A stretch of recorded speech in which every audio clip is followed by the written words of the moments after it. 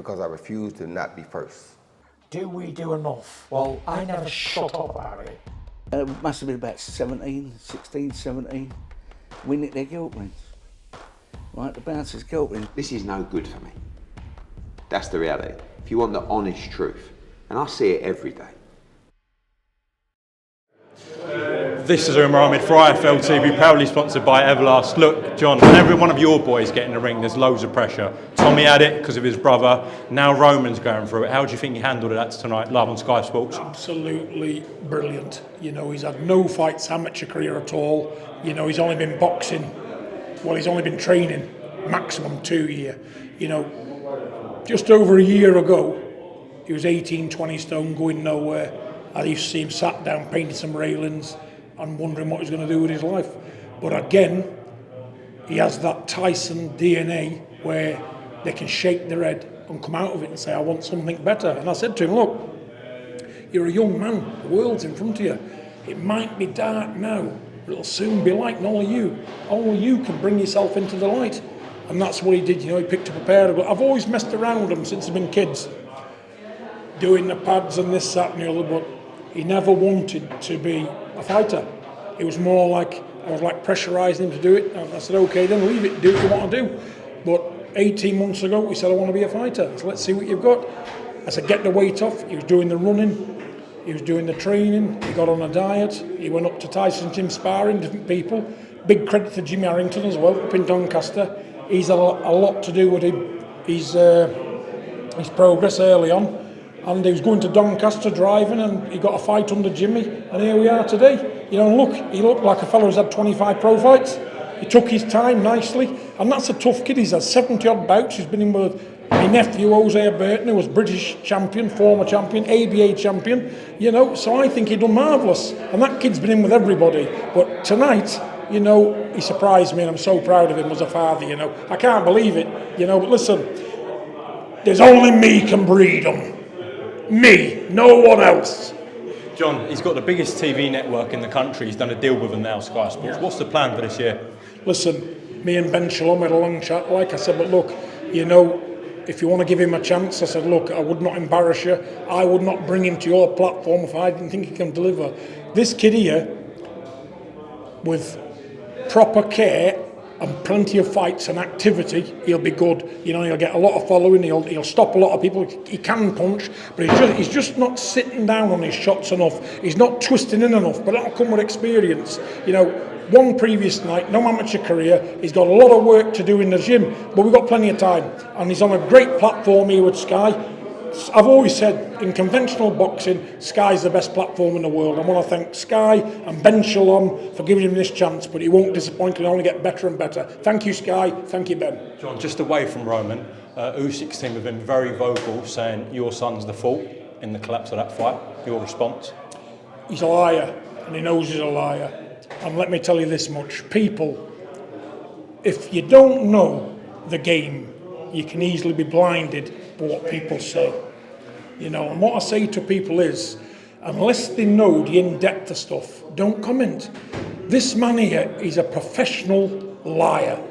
You know, Tyson said to him, because he thought Tyson was injured, because there's a lot of people in the gym in and out, and a little bit of conversation got out. He heard on a grapevine some crap source, Tyson's injured.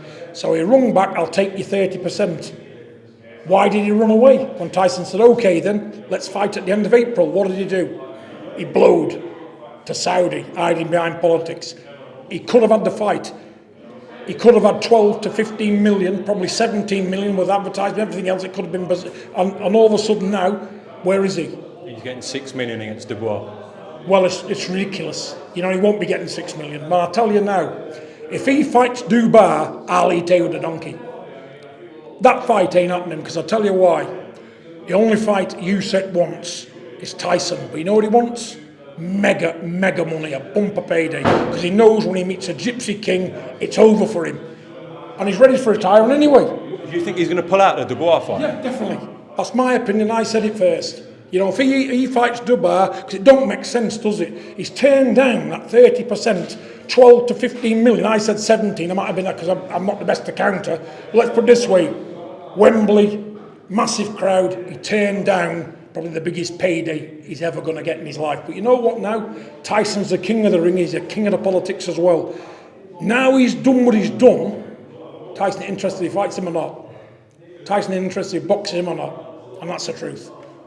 Why do you think the public are so on Tyson's back, John? They've always been that way though, it's always been that way. I don't know whether it's to do with us being travelling people, because even in 2023, some of us still can't get in pubs around the country. Every other creed, breed, nationality can get anywhere they want, but at some pubs, gypsies ain't allowed. But there's good and bad in everybody, and we're the good. We've done no wrong. We've done the best possible things we can for Great Britain. Tyson, he's put them on the map.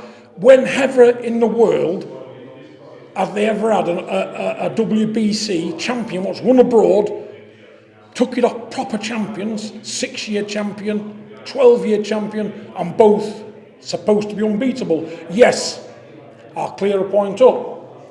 Bob Fitzsimmons, first champion. We've had a couple of WBO champs, Michael Bent, Henry Akawandi. They wasn't in this man's class.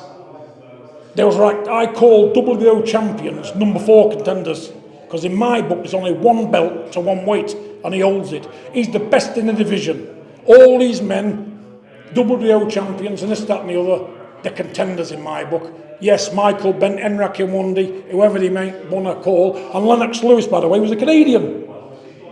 You know, I was born in Ireland, but I don't represent Ireland, do I? Because I've been brought up here. You know what I'm saying? So at the end of the day, Lennox Lewis is a Canadian. He boxed for Canada in the Olympic Games, got a gold medal for him, and he come over in 1988 because he knew it was an open market. It was wide open. We never had anybody. So he thought he's going to come here, clean up, get his name known, get his profile built in the UK and go to America. Good business on Lennox Lewis' part. But let me tell you, Lennox Lewis, great champion. Undisputed champion. I've seen him in some great fights. Couldn't fault the man. And only a dick head would fault a champion like that. Before my lad, you wouldn't know which one would have won. It would have been a great spectacle. But let me tell you something. One's British, born in Wythenshawe, Manchester. Not Crayford in London, we know that. But left when he was 3 years old. This man's been bred and born here. He's done what he can for this. Never done it. He won the ABA title for him. Numerous gold medals in the amateurs for the England squad. John, just lastly as well, Eddie Hearn and Anthony Joshua refusing the 60-40 offer for September 2nd at Wembley. Your response and reaction to that? AJ, got all the time in the world for him. The man with no name, that poison dwarf. You know, the other one. And him what thinks he's somewhat special. What do you call him? The one what thinks he's about 25-year-old and looks 60. You're talking about Eddie? Is that what you call him? That man is a total prick. And you know when I see him, smack right the ear hole. And I mean that. AJ's a gentleman, he's done what he can for this country. But I'll tell you now, if he comes round John Fury, I'll backhand that bum. What's he said recently to get you He like said this? nothing, but I'll tell you what it is. He's in for the biggest shock of his life in the boxing world. And he'll probably be that sick he'll never look at boxing pro ever again. It's coming for him, you see. Are you talking about Wilder Joshua? What happens in I'm not that? saying anything. Hold your breath. What's coming for him will retire him in the game. Good luck at John, thank you, mate. Cheers.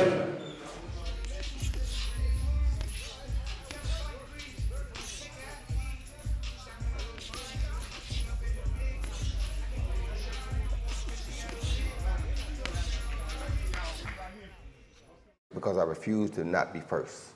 Do we do enough? Well, I never shut up about it. It must have been about 16, 17. Winning their guilt rings. Right, the bouncer's guilt ring. This is no good for me. That's the reality. If you want the honest truth, and I see it every day,